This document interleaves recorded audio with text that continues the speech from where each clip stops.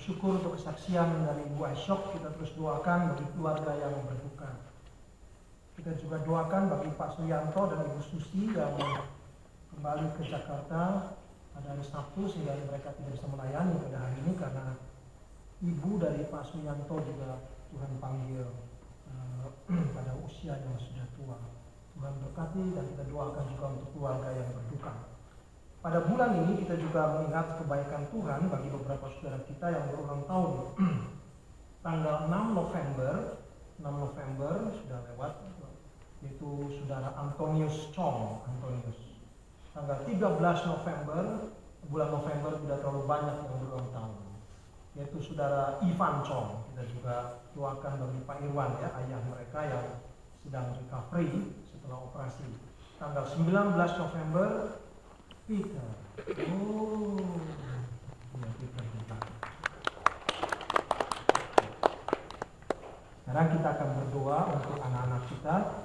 Silakan anak-anak maju ke depan sebelum saya menuju ke atas sekarang.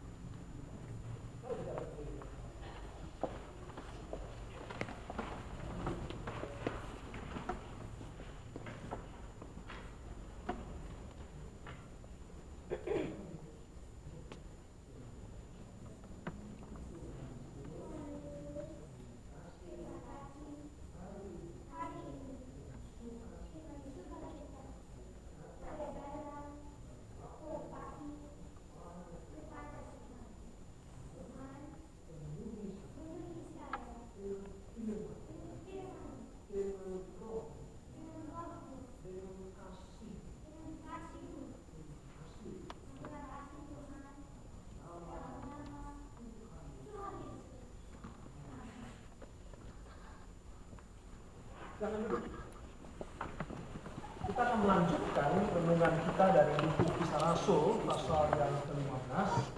Buku Kisah Rasul pasal yang ke-15. Kita akan sekali lagi membaca mulai ayat 1. Pada ayat yang pertama kita akan baca sampai dengan ayat yang ke-8. Kisah Rasul pasal yang ke-15. Kita akan membuka kitab kita. Kita akan membaca ayat yang pertama sampai dengan ayat yang ke-8.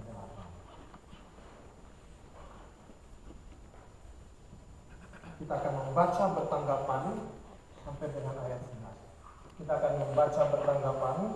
Saya akan membaca ayat yang pertama, Bapak Ibu membaca ayat yang kedua sampai dengan ayat yang ke-11. Demikian firman Tuhan. Beberapa orang datang dari Yudea ke Antioquia dan mengajarkan pada saudara-saudara di situ, jikalau kamu tidak disunat menurut adat istiadat yang diwariskan oleh Musa, kamu tidak dapat diselamatkan. Tapi kalau kita berani melawan atau berubah melawan sahabat mereka itu, ini ditetapkan supaya Paulus kepada bangsa beberapa orang lain dan dapat pergi kepada para saudara dan menambah peraturan untuk membicarakan soal itu. Mereka diantarkan oleh jemaat sampai keluar kota. Lalu mereka berjalan melalui Venesia dan Samaria, dan di tempat-tempat itu mereka menceritakan tentang pertobatan orang-orang yang tidak mengenal Allah. Hal itu sangat menggembirakan hati saudara-saudara di situ. Setibanya di Yerusalem mereka disambut oleh jemaat dan saudara-saudara menceritakan segala sesuatu yang Allah lakukan dengan perantaraan mereka. Tetapi beberapa orang dari golongan Farisi yang telah menjadi percaya datang dan berkata, orang-orang bukan Yahudi harus disunat dan diwajibkan untuk menuruti hukum Musa. Maka bersidanglah rasul-rasul dan para tua-tua untuk membicarakan soal itu. Sesudah beberapa waktu lamanya berlangsung pertukar pikiran mengenai soal itu, berdirilah Petrus dan berkata kepada mereka, hai saudara-saudara, kamu tahu bahwa telah sejak semula Allah memilih aku dari antara kamu, supaya dengan perantaraan mulutku bangsa-bangsa lain mendengar berita Injil dan menjadi percaya. Dan Allah yang mengenal hati manusia telah menyatakan kehendaknya untuk menerima mereka, sebab Ia mengaruniakan Roh Kudus juga kepada mereka. Dan Ia sama sekali tidak mengadakan perbedaan antara kita dengan mereka. Sesudah ia menyucikan hati mereka oleh iman. Kalau demikian, mengapa kamu mencocokkan lain mengatakan itu suatu hukum dan tidak dapat ditipu, baik oleh nenek moyang kita maupun oleh kita sendiri. Sebaliknya kita percaya bahwa oleh kasih karunia Tuhan Yesus Kristus, kita akan beroleh keselamatan sama seperti mereka juga. Mari kita berdoa sekali lagi.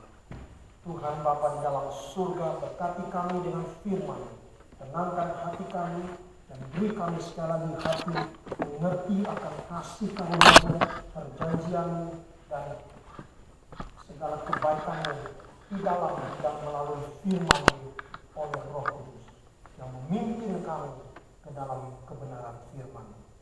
Di dalam nama Tuhan kami Yesus Kristus, kami bersyukur, kami berdoa. Amin.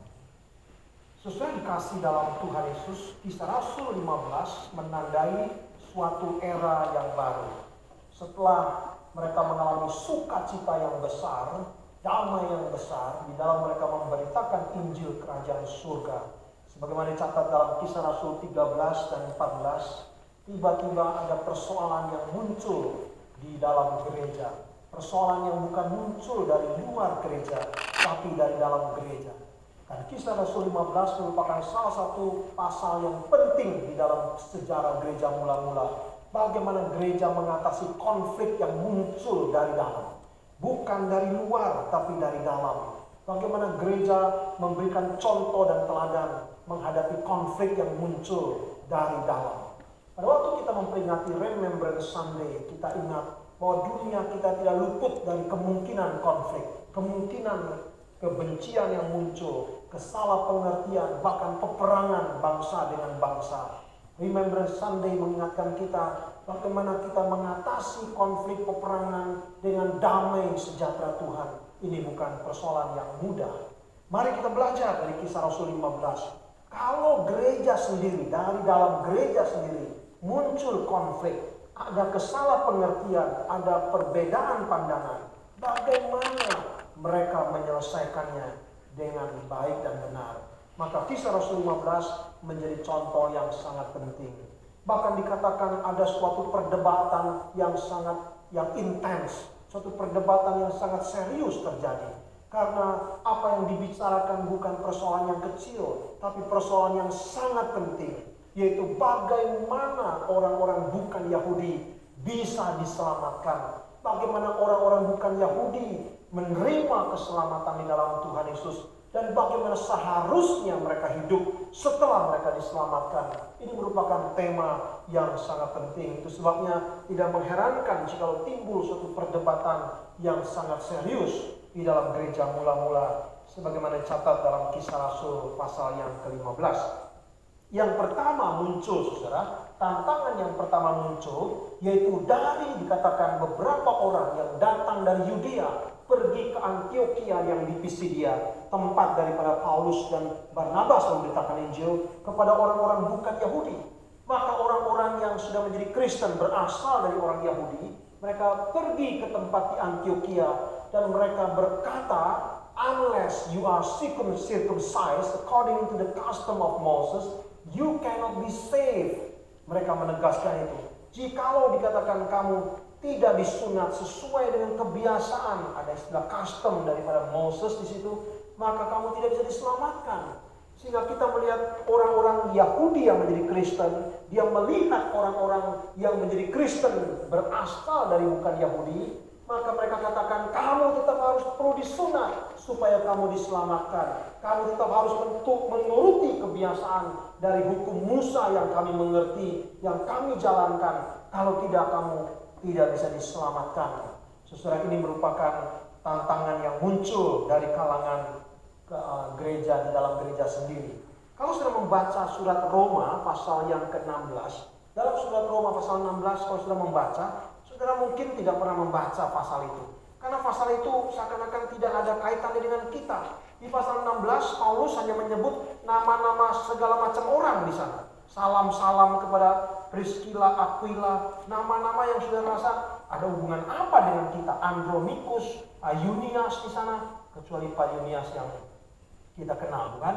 Lalu kita kalau baca ada di Kengkerea, di saudara kita Faber, siapa mereka? Oh, saudara harus teliti. Pasal 16 merupakan contoh yang sangat penting. Bagaimana Paulus berhadapan dengan jemaat Kristen di Roma yang terdiri dari khususnya berasal dari orang Yahudi dan berasal dari orang bukan Yahudi.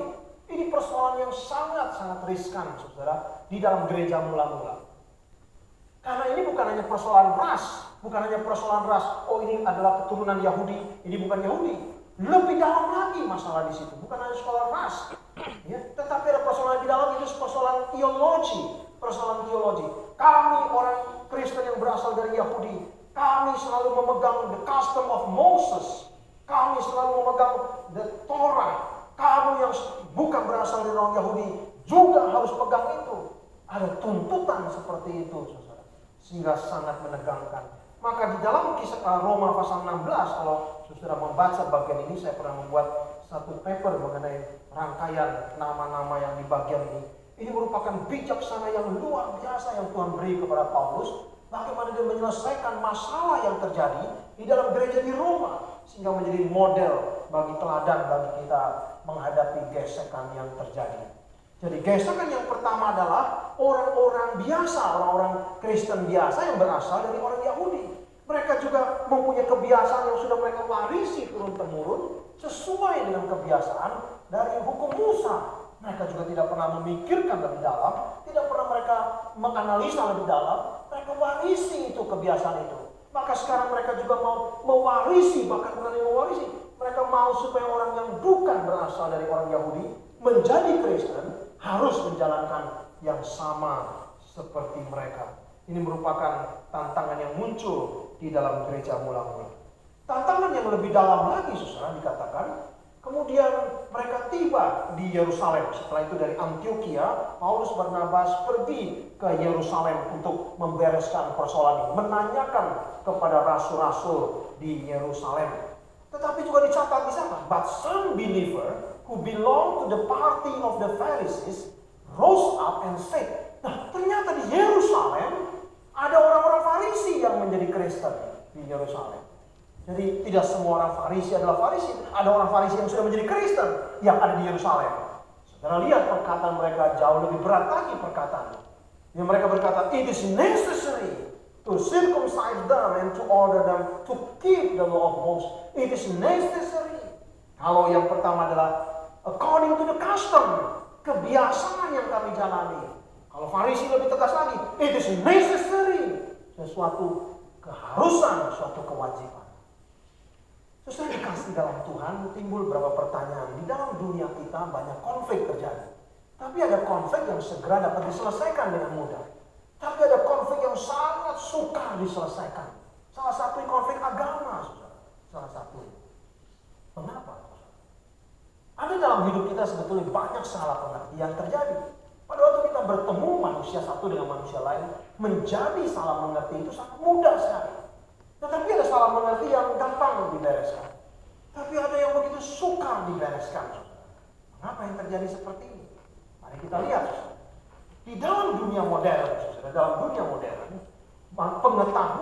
pengetahuan diidentikan dengan semacam informasi, dengan information. Sehingga kalau terjadi konflik, maka mereka memahami konflik sekedar misinformation. Ya, misunderstanding itu disebabkan karena misinformation atau informasi kurang lengkap atau informasinya salah. Maka konflik dianggap sekedar misinformation. Maka yang harus diselesaikan adalah bangun communication yang baik.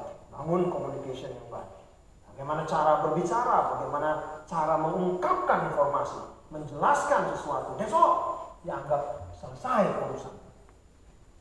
Tetapi dalam dunia kita, saudara, konflik tidak semudah itu diselesaikan. Karena tidak semua konflik sekedar misinformation. Maka di dalam Kisah Rasul 15 kita belajar. Ternyata knowledge bukan sekedar hanya information. Knowledge juga dikaitkan dengan custom. Dengan kebiasaan, saudara. Dengan kebiasaan.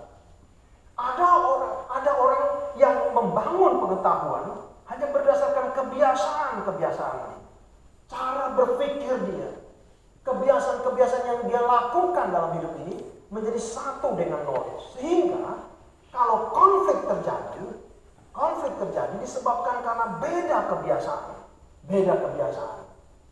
Saudara, kalau kita melihat misalnya antara cara berpikir bagaimana bangsa Jerman kalau Perang Dunia Kedua dengan cara berpikir Prancis, Inggris, mengapa terjadi gesekan satu dengan yang lain? Mengapa terjadi Jepang salah menilai kemudian bom Pearl Harbor Amerika sehingga membangkitkan Amerika masuk ke dalam peperangan dunia kedua, padahal sebelumnya mereka ragu-ragu masuk perang dunia kedua dan sebagainya. Masing-masing bangsa-bangsa negara punya custom yang berbeda, punya cara berpikir yang berbeda. Kalau itu terjadi clash, sukar diselesaikan, saudara. Semakin sukar diselesaikan. Ini yang terjadi ketika orang-orang Yahudi yang orang Kristen yang berasal orang Yahudi yang datang pergi ke Antioquia melihat orang-orang Gentiles yang menjadi Kristen, lalu mereka ukur dengan customnya. Kami orang Kristen, dulu sebelum kami Kristen menjadi Yahudi, dan setelah menjadi Kristen, kami tetap membawa kebiasaan itu, custom itu. Mengapa kamu orang Gentiles, bukan Yahudi menjadi Kristen, dan tidak menjalankan custom yang kami bawa? Apalagi mereka mempunyai otoritas lebih dahsyat. Kebiasaan itu berasal dari Moses, dari Musa. Wow, ini berat sekali, saudara. Sesuatu yang tidak mudah dibereskan. Jadi mulai suka. Ketika kita mulai pacaran, mulai bangun kasih, kemudian persoalan pertama mungkin misinformation. Saya janji kepada dia jam 3 ya, jam 3 ya, jam 3. Dia pikir jam 3 sore, kita pikir jam 3 pagi. Terjadi keributan. Tapi that's okay. Perbaiki komunikasi, perbaiki informasi yang miss tadi. Beres. Tapi kalau sudah menikah, mulai masuk, ternyata dia punya kebiasaan yang berbeda dengan saya. Ternyata dia kalau tidur, persiapannya lebih panjang dari saya. Yang satu tidur, langsung selesai tidur. Yang satu pakai persiapan dulu pemanasan untuk tidur. Wah, mulai kebiasaan berbeda. Yang satu makan dengan model seperti ini. Yang satu makan dengan model seperti itu. Mulai tidak mudah, saudara, kalau konflik itu terjadi. Saudara, Kisah Rasul 15 mengajar kita memang begitu banyak lapisan. Ditambah lagi kalau pengetahuan, saudara, bukannya dikasihkan sekedar informasi yang mengakibatkan salah pengertian. Yang saya tahu begini, yang kamu tahu seperti itu. Jadi salah pengertian. Ditambah lagi, yang saya ketahui sudah saya praktekkan sepanjang saya hidup di dunia ini. Wah, lebih sulit lagi, saudara. Karena selama dia hidup di dunia, dia sudah jalankan itu. Lebih sukar lagi. Ditambah lagi dengan pengetahuan dikaitkan dengan it is necessary. Ini sesuatu yang harus. Ini sesuatu yang tidak bisa ditawar. Ini sesuatu yang merupakan keharusan yang harus kamu lakukan. Jauh lebih sukar. Karena seakan-akan tidak ada lagi pilihan kalau konflik terjadi. Hanya satu, kamu mau ikuti atau kamu menolak. Seperti itu jalannya. Sehingga saudara, ini kesukaran yang tidak mudah dihadapi oleh gereja mula-mula pada masa itu. Dan kadang-kadang saudara, kita melihat di dalam kaitan dengan pergaulan antara sesama manusia, pergaulan antar bangsa, sama juga kasus seperti ini. Misinformasi gampang dibereskan. Seperti ternyata waktu siapa Snowden membuka informasi mengatakan bahwa Amerika memata-matai Jerman, sedikit tegang. Tapi bisa segera dibereskan kalau informasi komunikasi segera dibangun. Tapi kalau sudah mengandung kebiasaan berpikir, terganggu oleh kebiasaan yang lain, timbul masalah, timbul kesalah pengertian, lebih sukar lagi. Dan kalau ditambah lagi dengan kalimat it is necessary, ini lebih sukar lagi. Sehingga pertanyaan kita, apa sebenarnya permasalahan dari gereja mula-mula? Di dalam dunia kita, saudara, permasalahan sekali lagi seringkali hanya terjadi berkenaan dengan information. Kalau betul-betul misinformation, beres sekali. Beri informasi yang jelas sehingga kita tidak terjebak ke dalam konflik yang sama. Bagaimana kalau dalam kaitan dengan custom? Bagaimana kalau dikaitkan dengan semacam necessary, it must, sesuatu yang kita rasa harus, sesuatu yang kita rasa harus. Kadang-kadang dalam pernikahan juga seperti itu. Ada suami atau istri mengalami kesulitan dalam komunikasi, sukar lagi dibangun meskipun bangun kebiasaan, karena ada sesuatu di dalam diri suami atau istri yang ada suatu semacam must. Kamu harusnya begini, kamu harusnya begini. Kalau tidak seperti itu, tidak mudah saya bisa menerima harus seperti ini. Nah, ini yang sudah mulai sukar, saudara, sudah mulai sukar. Tapi bagaimana, saudara, Rasul Petrus? Ada dua rasul yang disebut dalam Kisah Rasul, Peter and James. Bagaimana keduanya membereskan persoalan ini? Ini merupakan sesuatu yang penting. Tapi sebelum sampai ke sana, saudara dikasih dalam Tuhan, ketika Paulus tiba di Yerusalem, maka satu hal yang luar biasa penting yang dikatakan di sini. Lalu dikatakan di sini pada ayat yang keempat, setibanya di Yerusalem, ayat keempat, mereka, yaitu Paulus, Barnabas, dan beberapa jemaat yang datang dari Antioquia pergi ke Yerusalem. Mereka melakukan apa? Mereka menceritakan apa? Mereka tidak menceritakan sekedar misinformasi, mereka tidak menceritakan sekedar kebiasaan, mereka tidak menceritakan soal satu keharusan, tapi di sini dikatakan mereka menceritakan segala sesuatu yang Allah lakukan dengan perantaraan mereka. Wow, ini yang luar biasa. Ketika Paulus tiba di Yerusalem, sebelum Petrus dan James, Yakobus menjelaskan mengenai peristiwa itu, ketika Paulus dan Barnabas tiba di Yerusalem, maka mereka katakan bukan soal pergumulan ini, tapi yang mereka intens, mereka perhatikan adalah they report everything God had done through them. Apa yang Allah telah lakukan melalui perantaraan mereka. Yang penting adalah apakah kita memahami apa yang Allah lakukan, apa yang Allah kerjakan, apa yang menjadi intention daripada Tuhan Allah, apa yang menjadi maksud daripada Tuhan Allah, dan apa yang Tuhan Allah kerjakan. Lalu baru dikatakan melalui mereka, throughout them, melalui mereka, bukan mereka yang utama, tapi what God has done, apa yang Allah telah lakukan. Ini poin yang penting, saudara. Gereja di dalam Kisah Rasul 15 belajar untuk mengerti. Pada waktu kita hanya terikat di dalam kaitan dengan tema-tema ini yang menjadi sumber konflik kita, maka kita akan masuk ke dalam kerumitan yang tidak habis-habis. Kadang-kadang kita merasa informasi, kalau misinformasi lebih mudah diselesaikan, kadang-kadang juga tidak. Banyak orang yang sudah misinformasi suka tinggal di dalam misinformasi, karena dia sudah percaya kepada misinformasi itu lebih daripada informasi yang benar. Kadang-kadang ada orang, sekali kita sudah katakan sesuatu yang salah, kita ralat, kita revisi, orang itu tetap senang di dalam ketidakbenaran informasi. Kadang seperti itu terjadi. Karena mungkin itu menguntungkan.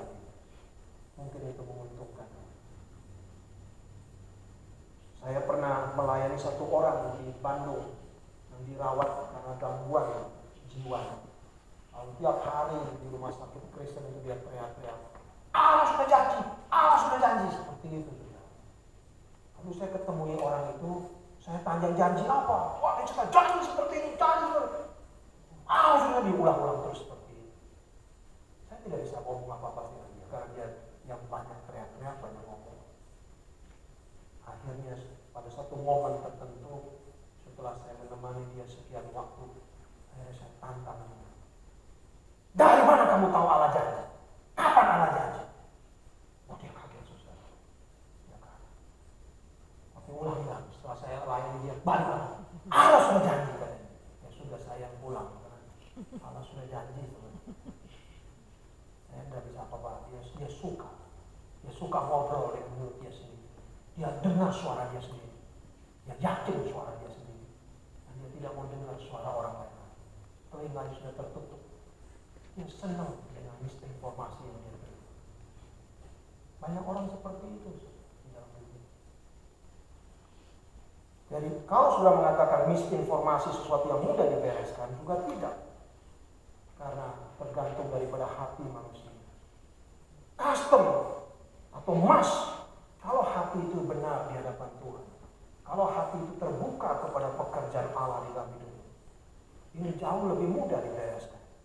Tapi kalau tidak ada konsentrasi kita yang menjadi titik tolak utama dasar kita apa, maka ketiga ini akan menjadi kerumitan yang tidak bisa habis di dalam sepanjang sejarah konflik hidup manusia. Maka Paulus dan Barnabas memberikan contoh kepada kita yang luar biasa. Jadi dikatakan mereka tidak melaporkan soal misinformasi, mereka tidak melaporkan soal custom. Oh, custom you beda dengan saya. Saya Paulus. Saya bukan lagi Saulus misalnya. Tidak. Itu bukan konsentrasi Paulus bicarakan. Tapi yang Paulus bicarakan, everything God had done through them. Melalui mereka. Apa yang Allah kerjakan. Ini merupakan poin pertama gereja belajar. Kalau betul-betul gereja mengasihi Allah. Kalau gereja betul-betul menyembah Allah yang hidup. Kalau gereja betul-betul mencintai Allah di dalam Kristus Tuhan, maka yang menjadi konsentrasi kita adalah apa yang Allah telah kerjakan di dalam hidup kita. Itu terlebih dahulu. Bukan soal saya, apakah informasi benar apa tidak, apakah saya sukai apa tidak, kebiasaan saya, atau keharusan yang kita sudah bentuk sendiri di dalam pengalaman hidup kita.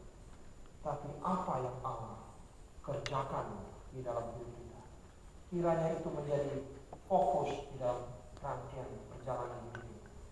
Jikalau orang-orang Farisi, saudara, sedikit memperhatikan apa yang Allah kerjakan, bukan memperhatikan apa yang mereka sukai, apa kebiasaan yang sudah terbentuk dalam hidup mereka, apa kenyamanan mereka, karena mereka sudah rasa saya berada di dalam jalan yang mas ini sudah benar, necessary sudah benar.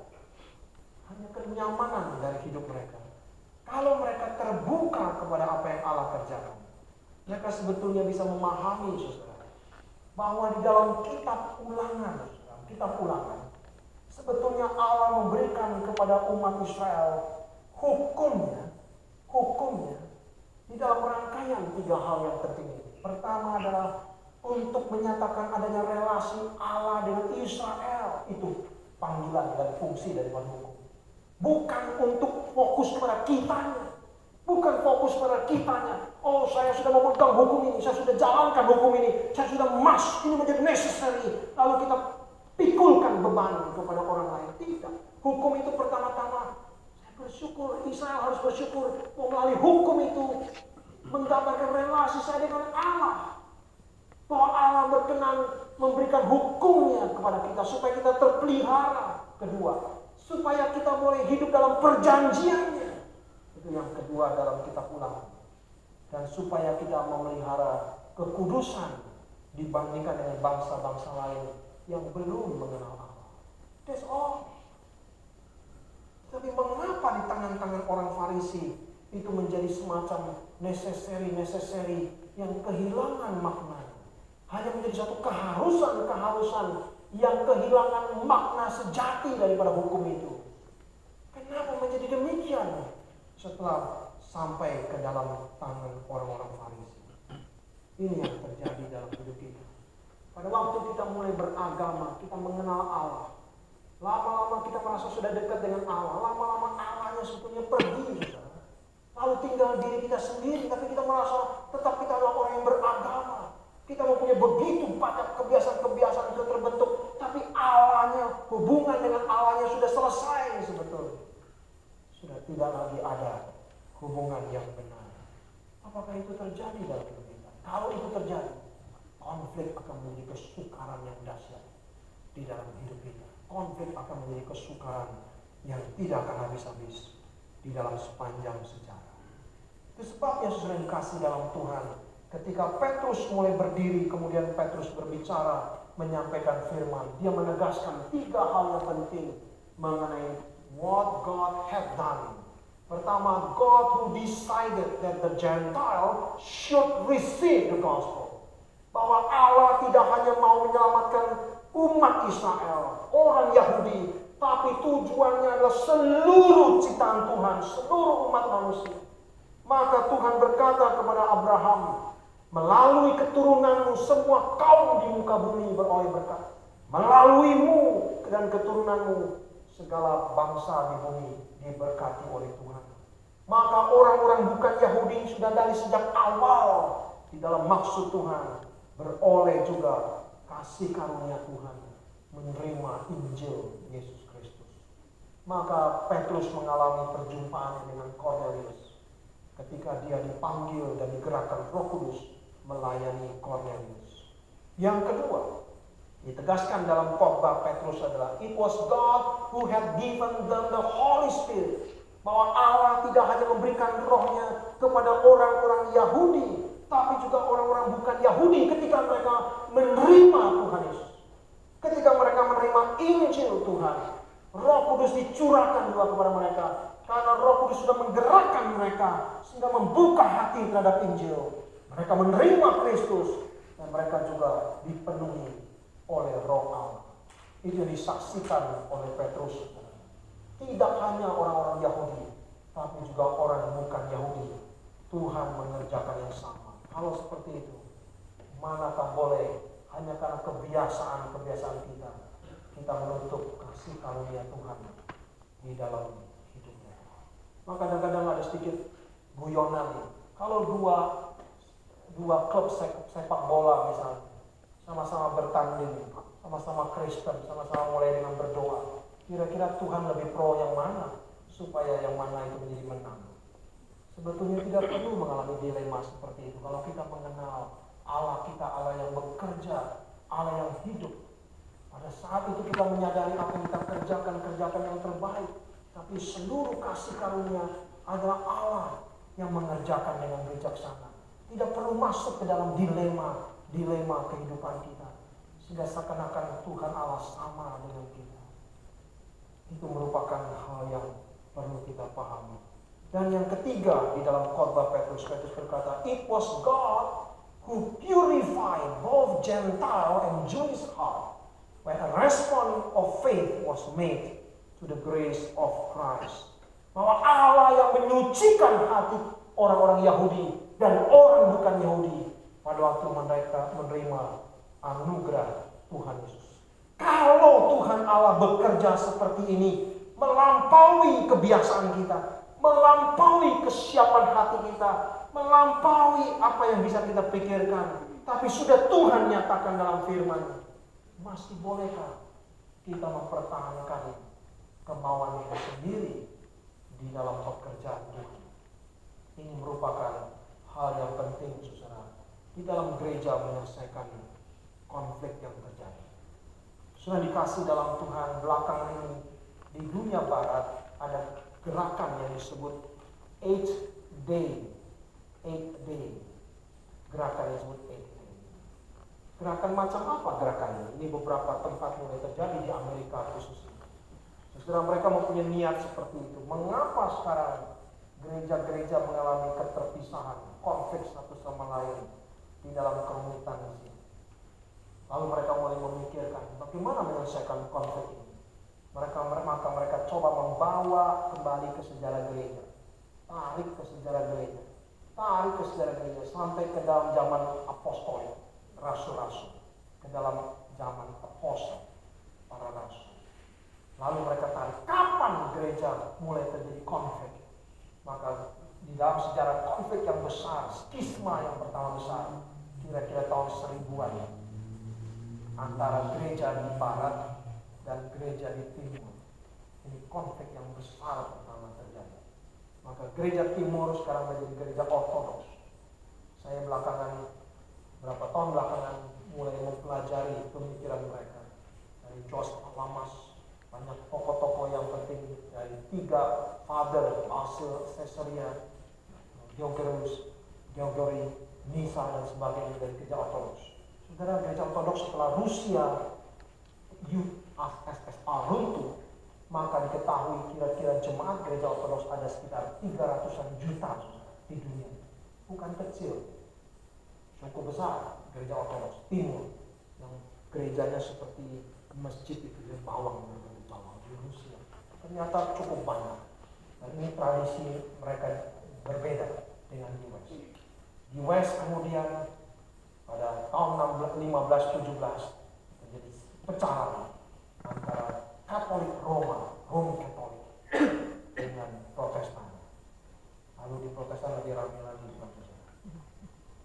lagi denominasinya juga banyak. Maka Eight Days Movement coba kembali ke sini. Coba mereka kembali ke sini. Gereja pernah bersatu. Gereja pernah bersatu. Ini disebut Catholic Church. Gereja yang am. Katolik artinya am. Am artinya seluruh, umum. Gereja masih satu, disebut Katolik. Maka kalau disuruh di sini menjadi Rome Katolik. Katolik yang berpusat di Roma. Ini berpusat di Konstantinopel. Tapi kemudian dihancurkan pada masa Bizantium. Jadi mereka kembali ke sini termasuk pada masa Bizantium di sini. Beberapa tokoh pemimpin. Kenapa mereka pakai nama 8 Days? Karena 8 Days adalah seperti ini, saudara-saudara.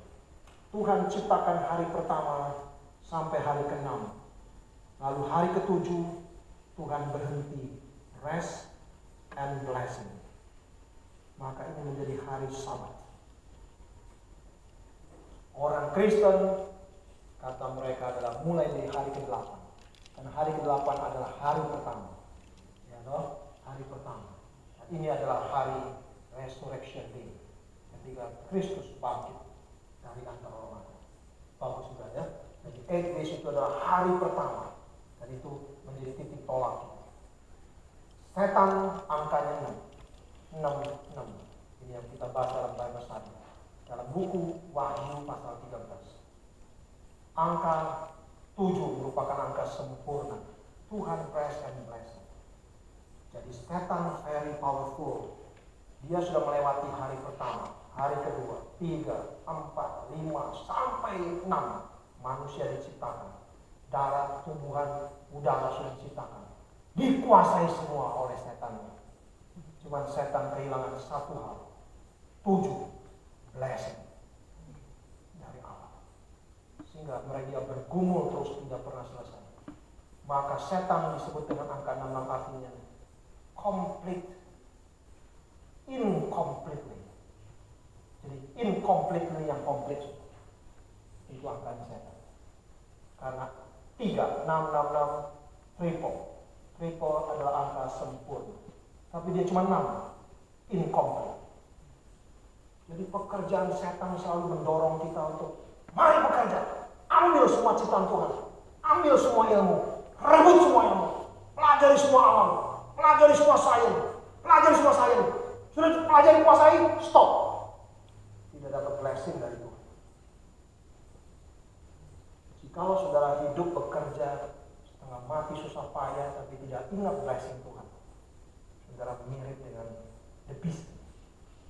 Karena dia pakai semua ciptaan Tuhan, pakai semua kehebatan ciptaan Tuhan, tapi tidak sampai blessing. Tidak sampai blessing. Orang Farisi juga seperti itu. Jalankan agama dengan teliti. Hukum Taurat, perhatikan baik-baik. Jalankan hukum Taurat.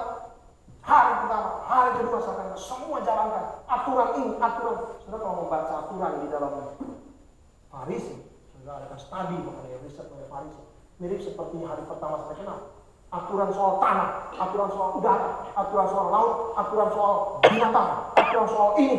Seakan-akan hari 1 sampai 6 semua sudah ada hukumnya dalam hidup manusia. Tapi mereka menjadi letih, menjadi lelah, karena tidak ada rest in the hand of the Lord. Tidak ada blessing. Maka Tuhan Yesus harus berkata, come ye, all who have heavy burden. Datanglah semua yang berlelah letih lesu. Karena tidak sampai kepada hari ketiga. Jangan sampai kita beragama seperti itu, saudara. Sehingga kita gelisah terus. Ke gereja, saya pergi ke gereja. Saya ikut melayani.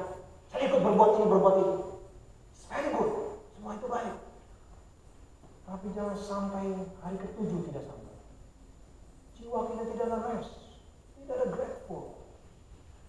Tidak ada mengalami God's presence dalam hidup kita. Blessing.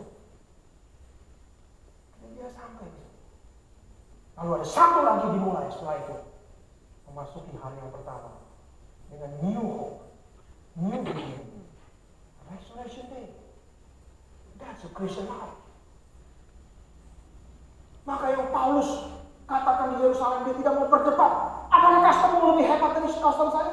Hei orang Farisi, apakah kebiasaanmu lebih hebat dari biasa saya? Saya Paulus, saya dulu adalah suku Benyamin, saya orang Farisi. Tidak perlu perdebatan. Tidak akan selesai perdebatan.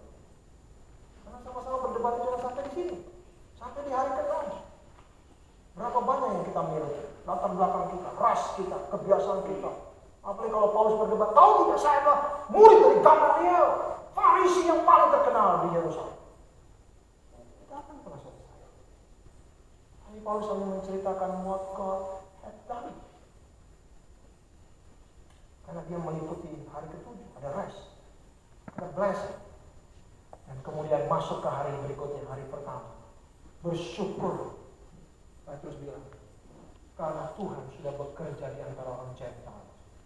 Mengapa kita harus menambah beban yang tidak perlu kepada mereka?